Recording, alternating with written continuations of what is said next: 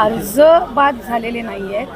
खरं तर महायुतीची एक सर्वात महत्त्वाकांक्षी योजना म्हणजे मुख्यमंत्री माझी लाडकी बहीण योजना आहे. याची KYCची प्रक्रिया ही साधारणपणे गेल्या वर्षी ऑगस्ट महिन्यामध्ये सुरू झाली होती आणि त्याला पहिल्या सुरुवातीच्या ह्याच्यामध्ये जवळपास 3 महिन्याचा कालावधी देण्यात आला होता.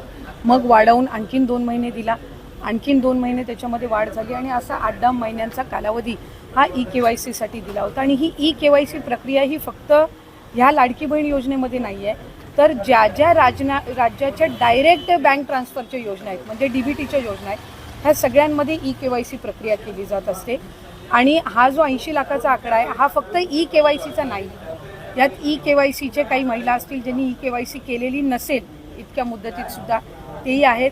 काही आम्हाला गेल्या 10-10.5 महिन्यापासून आम्ही एक IT विभागाचा म्हणजे इन्कम टॅक्सचा आम्ही जो आकडा ज्यांचं उत्पन्न 2.5 लाखापेक्षा जास्ती आहे हा डेटा जो आहे हा आम्ही त्या ठिकाणी मागवलेला होता. त्याला साधारणपणे 10-11 महिन्याचा कालावधी गेला. तर त्या जवळपास एक 11, 11.5, 12 लाख हा तो डेटा याच्यामध्ये 80 लाखामध्ये समावेश आहे. याच्यात 4.5 पावणे 5 लाख अशा महिला आहेत ज्या 65 वयोगटाच्या पुढे गेलेल्या आहेत, जे वयाचं निकष आहे तर त्यामध्ये असतील. त्याच्यानंतर याच्यात सरकारी कर्मचारी ज्यांनी लाभ घेतला होता ते काही हजारांमध्ये होते, 14-14.5 हजार असतील.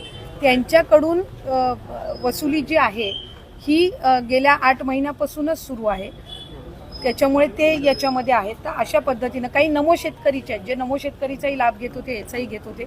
तर अशा पद्धतीनं ते साधारणपणे हा आकडा आहे.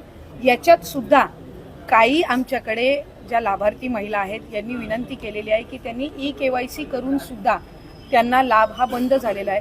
आम्ही त्याची फेर तपासणी करत आहोत जेणेकरून कुठलीही महिला जिने KYC केलेली असेल ती लाभापासून वंचित राहता कामा नये.